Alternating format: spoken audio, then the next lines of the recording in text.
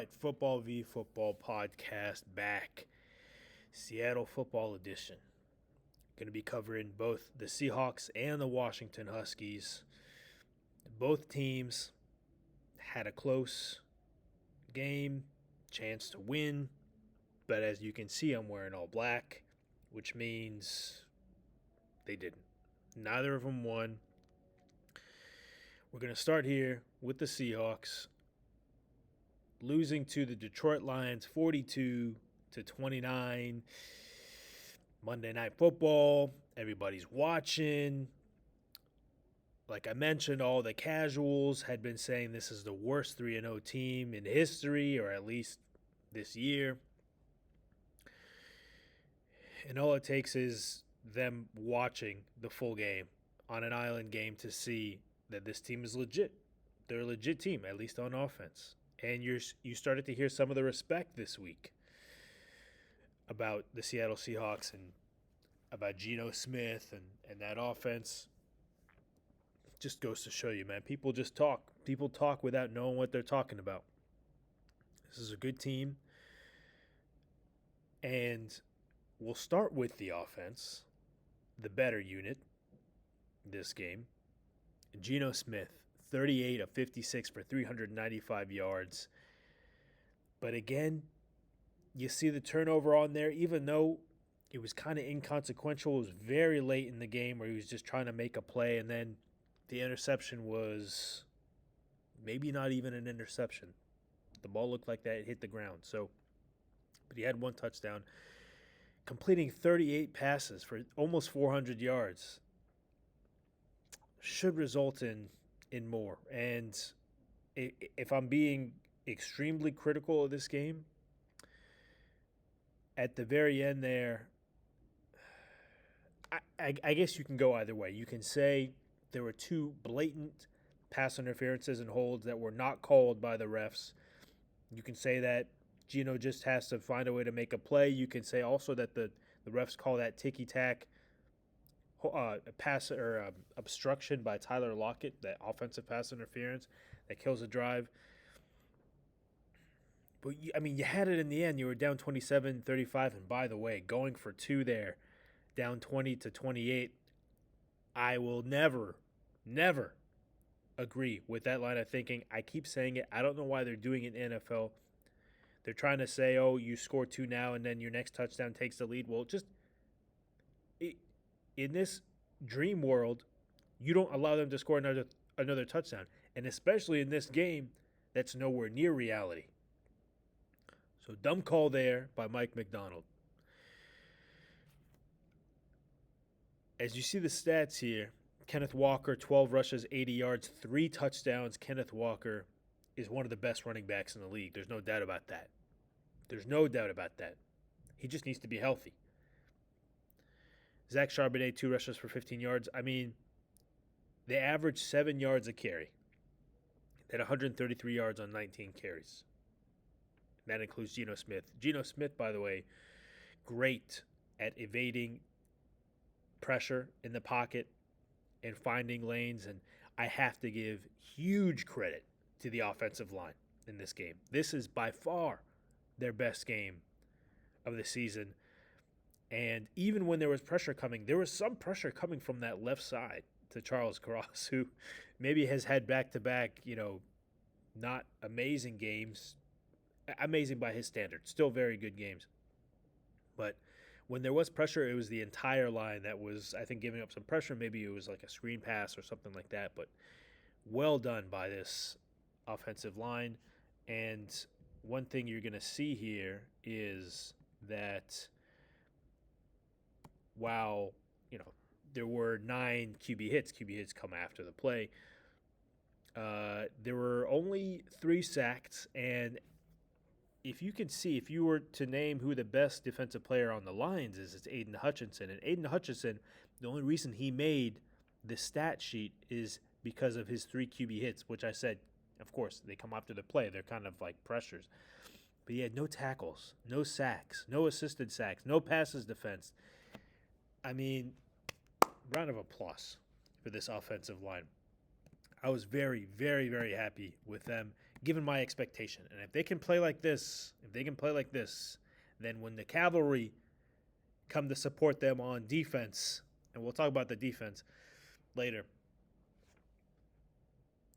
playoff contender. I'm not going to say Super Bowl, but definitely a playoff contender. Looking at the receivers here, DK Metcalf, 7 catches, 104 yards. The mercurial DK Metcalf, again, fumbles the ball. And listen, there's always going to be a DK play that is other than him just catching the ball on offense every week, usually a penalty. This time he fumbled, but he was going for extra yardage. I don't blame him, all right? You're going to hear people blame him. I'm not going to blame him for that, all right? But it did happen, and it did impact the game. It was 7-0 Lions. They were driving. The Seahawks were driving, and then you fumble the ball, and then the Lions go score. It's 14-0. So it had an impact on the game, okay? But of all the things you could have done, which is another holding penalty, another OPI, I'd rather you fight for yards like this and your thing be, in an attempt to do something good, all right? I'll just say that. Tyler Lockett, 5 catches, 61 yards, again, solid. Jackson Smith and Jigba, 8 catches for 51 yards. I'd like to see him do more after the catch. It seems like a lot of what he does is similar to Tyler Lockett, which is not really be able to do much after the catch. DK does a lot after the catch, so you saw that on, I think, one of his early catches. I mean, his first catch was a beauty. Catch it, toe tap, and then the other one he was streaking down the sideline and almost got in. And Ken Walker finished it at the end there. But even distribution in this game, Charbonnet got 5 catches for 39 yards. Ken Walker, 4 catches, 36. Jake Bobo, 3 catches for 30. I liked seeing that. And even the tight ends, A.J. Barner, 2 catches, 27 yards, including his first touchdown. Noah Fant, 2 for 26. Pharaoh Brown, 1 for 3. And then Laviska Shenault, that was a nice play. 1 catch for 18 yards. So, listen, this offense, they put up 20.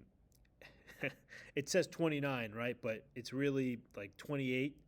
2 points came from the safety. 1 point you didn't give to him because Mike Macdonald went for 2. So they put up 4 touchdowns.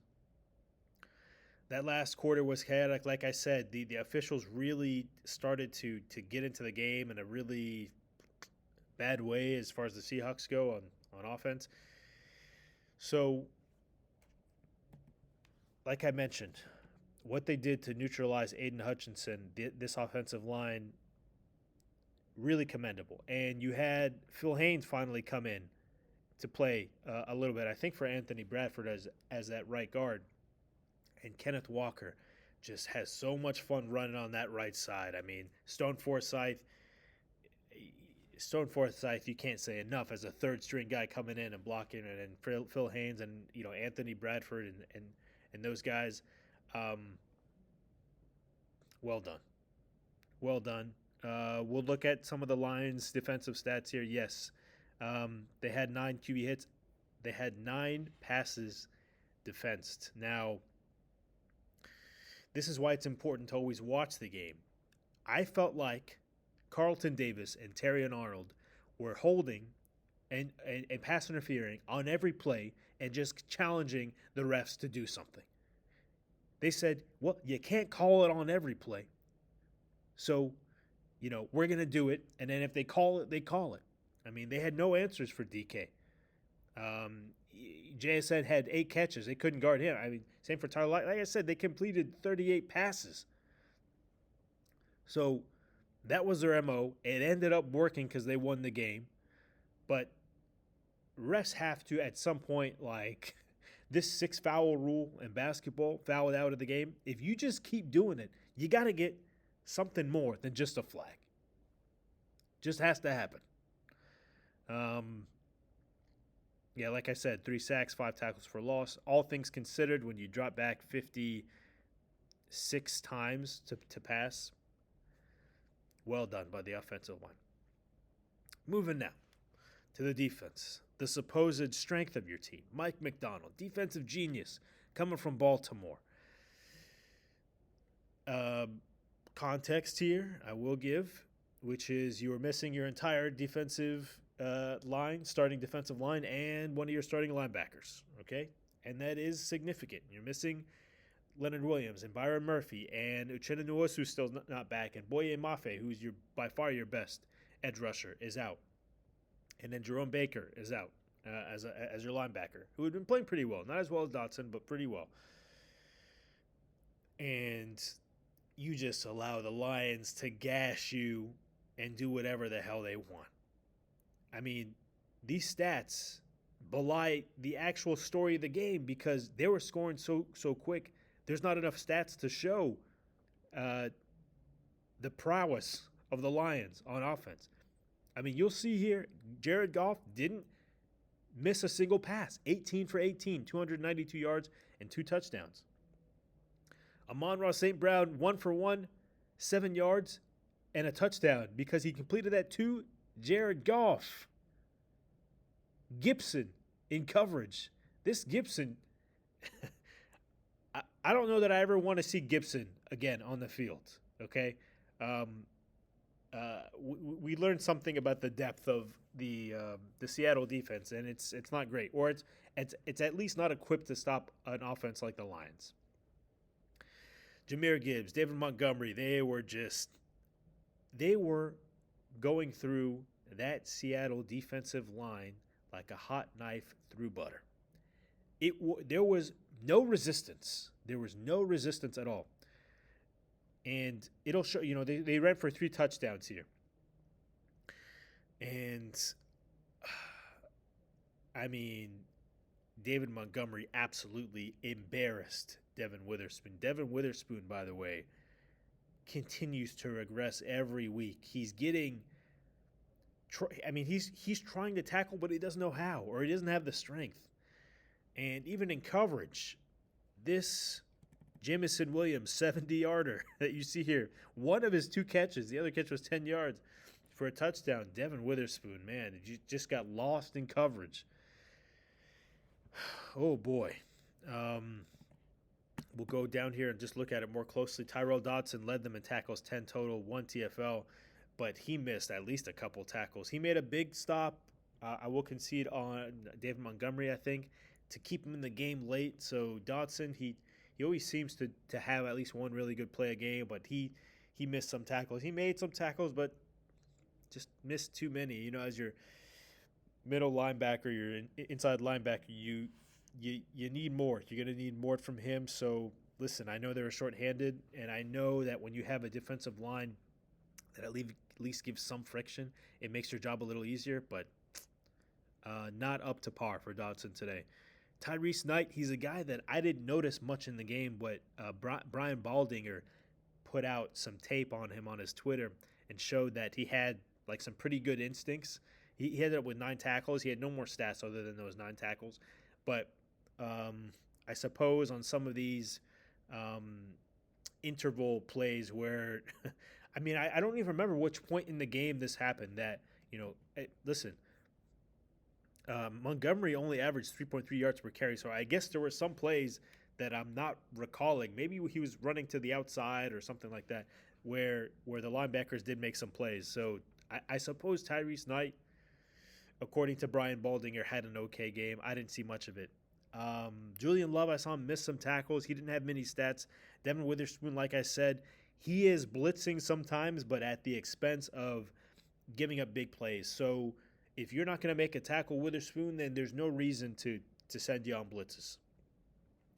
I don't want this to start being like a Jamal Adams situation. So if I'm Mike Macdonald, I give up on the Devin Witherspoon blitzing experience.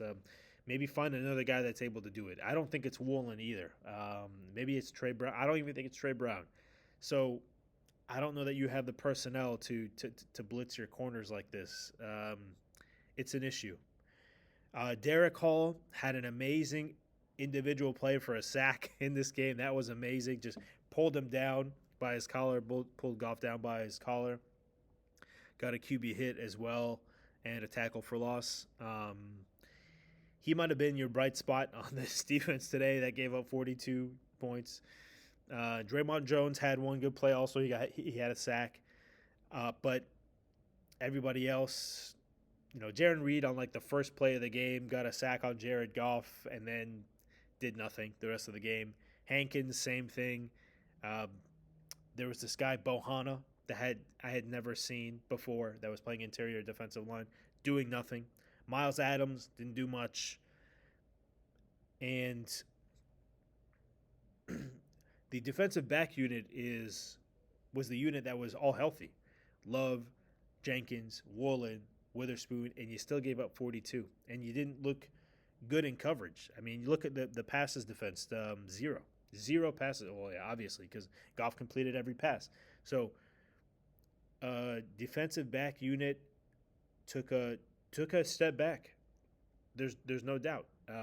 And listen, I know that Jameson Williams and Amon Ra, St. Brown, and Sam Laporta, and even the Gibbs and Montgomery as pass catchers, and Tim Patrick, by the way, who's a very promising receiver with the Broncos, comes to this team after getting injured. I remember he had like a serious injury, so him coming here and being part of this team. I mean, this team's dangerous. I mean, the Lions.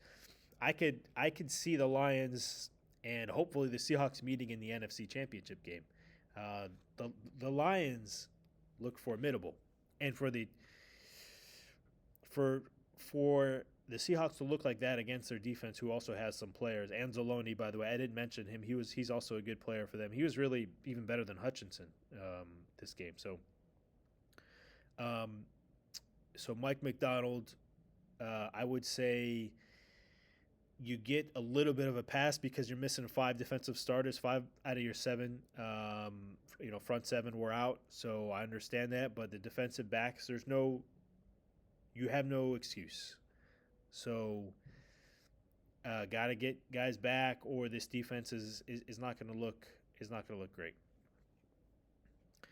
Special teams, you had Jason Myers attempt I think like a 62-yarder at the end of the half after Detroit kind of gave you like an opportunity to do that with their really bad prevent. Something to note. I mentioned this on Twitter that it'd be nice to have a kicker that could kick that far. It didn't even look like it made it that far for Jason Myers, so it'd be nice to have a weapon that could at least kick that far, but we don't. Otherwise, Jason Myers is average, I would say. D. Williams didn't do much, had 2 punt returns for 1 yard, and then 2 kick returns for 54 yards. Just kind of not an overwhelming player. He's just meh. And then on the other side, they didn't need to kick any field goals. They had 6 extra points. So that was the story of this game. Seahawks gained a little bit of national respect for the offense, not for the defense. Of course, people are going to forget that they had those 5 of the 7 front 7 out of this game. It's imperative that they get them back, or else they're not going to really be competitive as far as a team that can make a playoff run. Looking ahead, you face the Giants in Seattle on Sunday. Of course, that they should win by 2 touchdowns, especially because the Giants are missing Malik Nabers, missing Devin Singletary, missing their best players on offense. Defense, it's going to be an interesting challenge against Brian Burns and Thibodeau and Lawrence. They're formidable. They're good. So the offensive line is going to get another test. We'll see how they respond to it.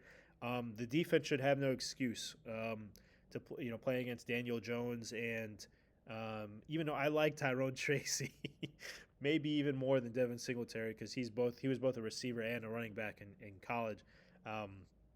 And Wan'Dale Robinson and Darius Slayton are okay, but Malik Nabers is transcendent, and Devin Singletary is very clearly above average as well. So to miss him as depth is going to be tough. So you should get this win, and then you have the matchup with the 49ers on Thursday Night Football. So you got to get this win. There's no excuse. You can't. If they don't win this game by at least 2 touchdowns, I will be surprised.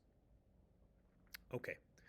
We're going to move on to the Washington Huskies here, but before we do that, I want to give you guys some discount codes, give you guys some promo codes to use to save some money. We all love saving money.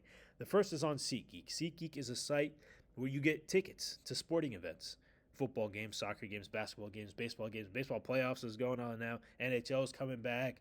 Whatever you like to do. Tennis. I got a lot of fans that like tennis. Whatever. Boxing, MMA, all that good stuff. Shout out Bilal Muhammad. Shout out Salam Makhachev. All these guys. Omar Nurmagomedov. You know the guys. Anyway.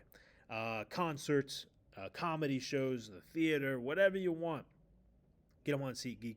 It's an intuitive site. Actually, I do a lot of research before I get tickets or really most things. And I found SeatGeek to be the most intuitive of all the sites, the easiest to use and the best priced. And with this promo code, Football v Football, you enter that at checkout, you get $20 off tickets.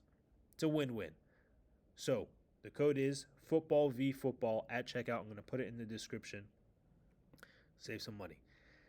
Next promo code is for Huega House. Huega House is growing rapidly. They're a great premium hat brand. They also sell tote bags, and I think they still sell T-shirts.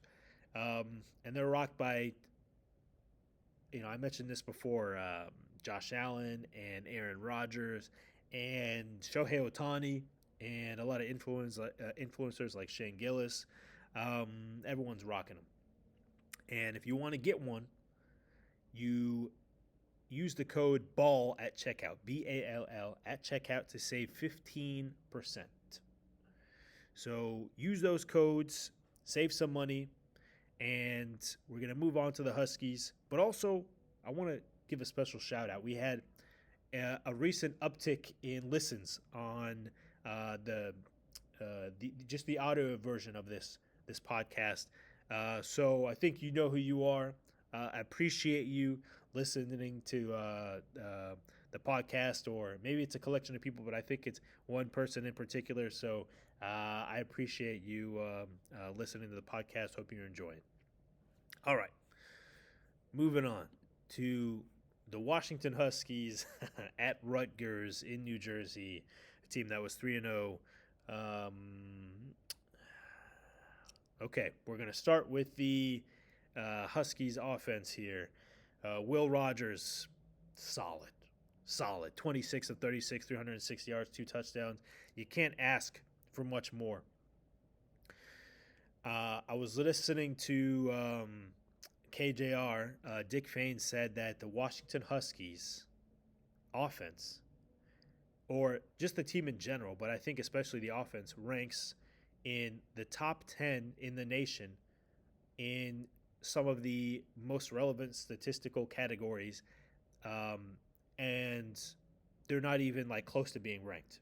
As you can see here, they're 3-2, 1-1 in conference, losing this game to Rutgers, who is in your conference somehow. And the offensive line, I mean, is this the yeah? I mean, look at this. They gave up 0 sacks, 0 tackles for loss. What a shame, man. I'm gonna have a hard time getting over this loss, because if you watch this and you see these statistics here, Washington put up 510 yards on offense, and Rutgers put up 290.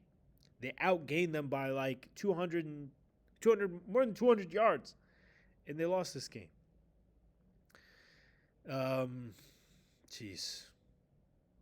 Jonah Coleman, career night, 16 rushes, 148 yards, looking like a beast. But you wouldn't know it if you were listening to the broadcast. Tim Brando and this Devin Gardner, or whatever the hell his name is. I didn't realize there were Rutgers alumni calling the game on Fox like that. No enthusiasm at all for any of these runs, but then you had basically Gardner eating the mic when Monangai made some big runs, and same thing for Brando. I don't know if this is just them feeding off of like the home crowd or what, but there was a huge, huge difference. And I hope these Fox execs, take note of that and know that it was not even-sided at all right? So just know that we know. Cam Davis, average night, 8 rushes, 42 yards. Didn't get Adam Muhammad any rushes, and he only had 1 catch for 2 yards. So I'd like to see him more involved. Denzel Boston continues his breakout as one of the best receivers in the country. 6 catches, 125 yards, 2 touchdowns, and he looks like a legit number 1 receiver. Jeremiah Hunter, 6 catches, 67 yards. You saw him flash a lot. He doesn't seem to get a lot of yards after the catch from what I've seen. Giles Jackson, you finally got him the ball a little bit more this game. 7 catches for 59 yards. I'd like to see him also get him more in space. He's a speedy guy. Kaleki Latu and Decker DeGraff, your tight ends, combined for 4 catches for about 45 yards. And then the running backs didn't do much. Like I said, man, 1 catch, 5 yards for Jonah, 1 catch, 2 yards for Cameron Davis, and 1 catch, 2 yards for Adam Muhammad. But you should have had enough to win this game. I'm going to get to the point where I tell you why. And if you watch the game, of course, you know why. But, I mean, if you look at the Rutgers defense, all they had, stats-wise, is just 5 passes defensed. They had no sacks, no tackles for loss, of course, no touchdowns. And the Huskies' offense played well enough to win. There were some early red zone issues, and had we known that Grady Gross was going to be so gosh darn terrible, you wouldn't have even tried to kick anything. You could have just continued to go for it because this offense is pretty potent. Okay, moving on now to the defense. The defense did not impress me in this game. They got run over several times and embarrassed by Manangai and Brown and Kaliakmanis, the Greek. But he did it with his legs too. But as you can see here, I mean, their quarterback 14 for 24, 115 yards. Look at these paltry stats by their receivers. I mean, the leading receiver had 40 yards.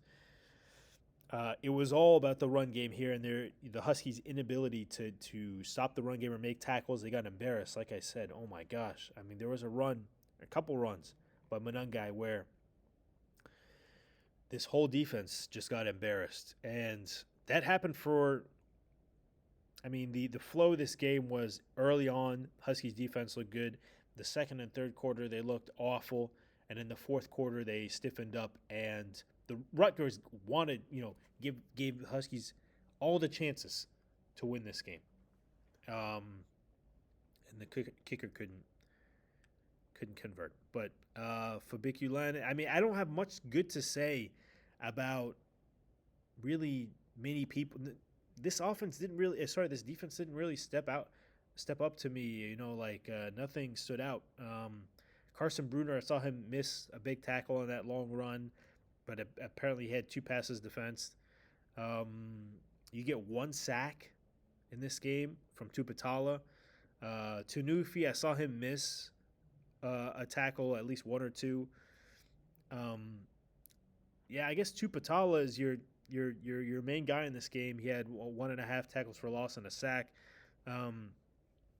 But Fabiculan, he had half a tackle for loss, but I saw him miss in coverage some and miss some tackles. Thaddeus Dixon, I thought he was going to break out.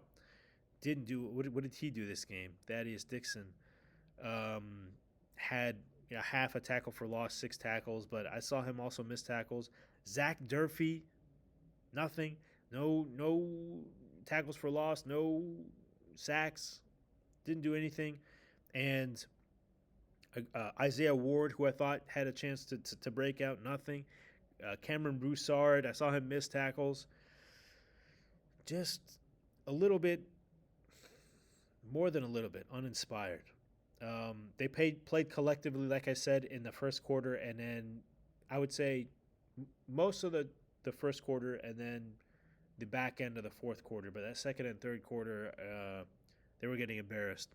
So, but allow 21 points and you give your team a chance to win, which brings me to the reason that they lost this game, and that is Grady Gross. It's built into his name here how bad he was today or during this game. 1 for 4 on field goals. You make one. You make just one of the ones that you missed, and you tie this game. You make 2, you win. You make 3, you win comfortably. And instead, you hook all 3.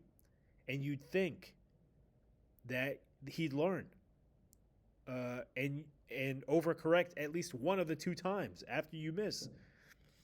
You make the first one, which is 22 yards. That's a gimme. And then you miss 2 other ones, or 3 other ones. One of them from like 30-something yards. And then another one was 40-something, and then another one was 50 at the end. But you do the same thing on every play. You hook them. And I don't know how you don't put in either a backup kicker or you hold tryouts for a kicker, because it's a mental game for a kicker. You don't get many chances out there, but when you do, it's usually pressure packed. And listen, I'm not going to forget how many big kicks this guy made for the Huskies last year. And I remember, I think they got him on scholarship because of some of the big kicks that he made. But it's hard to say that he is not overwhelmingly responsible for this loss. Overwhelmingly, more than 50%. Because the standard to which he did his job in this game was so much further below everybody else that you have to peg it on him. There was another special teams play, a big special teams play, where Washington blocked a field goal, and it was a penalty, illegal substitution. So the results of that is, instead of getting the ball back, you go and allow Rutgers to score. So you have a 7-point swing. I think at that time it was Rutgers 7, Washington 3, and then Rutgers go and score. So it becomes 14-3. So that was a big swing. So Jed Fish, I will say as well, not impressing me. I mean, talent-wise, this team should be 5-0. Jed Fish calls a better play on the goal line against Washington State. You win that. Some calls here that Jed Fish made in the red zone, I remember as well. And maybe you stop throwing Grady Gross out there and you start going for it on offense. Maybe you have a different result. You're clearly the better team. You outgained them by 220 yards. So sometimes we get spoiled with Kalen DeBoer and the team we had last year, but it's these little details that make a guy like Greg Schiano on Rutgers prevail over Jed Fish. And this was an extremely disappointing loss. I mean, there's no 2 ways about it. Another point I want to make is about just time management clock management in college football in general. I think they need to start getting independent clock operators that are not just like a diehard Rutgers fan or a diehard home team fan, because you see this every game. The home team is getting more time and the away team is getting less time because they are getting away with whatever kind of clock shenanigans they can. You see it every week in almost every game. If you watch these games closely, you know what I'm talking about. And one of the officials in this game came on and said that. So college football, the NCAA in general, if you want to have integrity, if you care about that at all, you got to look into it. Next up for the Huskies is Michigan, a rematch of last year's national title game, a chance for revenge Washington's been better than every team they played this year so far, and they're 3-2. They're not 5-0. Michigan, a lot of people are giving Washington a chance in this game. They're playing at Seattle, even though Michigan is ranked, and they have a very good rushing attack. Their quarterback, his name is Orji. I hear he's not that great. So if you're the Seahawks or the Huskies, you got a chance to rebound and get yourself back on track. For Washington, this is going to be big because now you start thinking, like, what are your goals now? If your goal is still to strive for a national title, you got to win out, and you got to beat ranked teams now. So, have you finally put it all together? Are you familiar with each other now on defense and on offense? And are you going to replace a kicker? Are you going to get are you going to give him a chance to recover, or how are you going to help him mentally? And if you're Jed Fish, how are you working with Brennan Carroll, your offensive coordinator? Are you playing calling the plays? Are you going to let him? Belichick, are you going to get on your individual guys when they don't play well? It's a real turning point for you here, because if that's your goal, you need to change quick. Now, if your goal is playoff, again, you don't have much room left. You can maybe lose one more game now that there's an expanded playoff, but you're going to have to beat a lot of good teams. And if things go the way that they are right now, you may not even make a bowl game. So this is a big game coming up for Washington tomorrow against Michigan. Everything is still there for you at just 2 losses going into your 6th game of the year. All right. So that was the Seahawks and Huskies recap. I will try to keep these up, and we'll see what happens this weekend. It should tell us a lot about both teams. And until next time, this has been the Football v Football podcast. Have a fantastic day, football fans.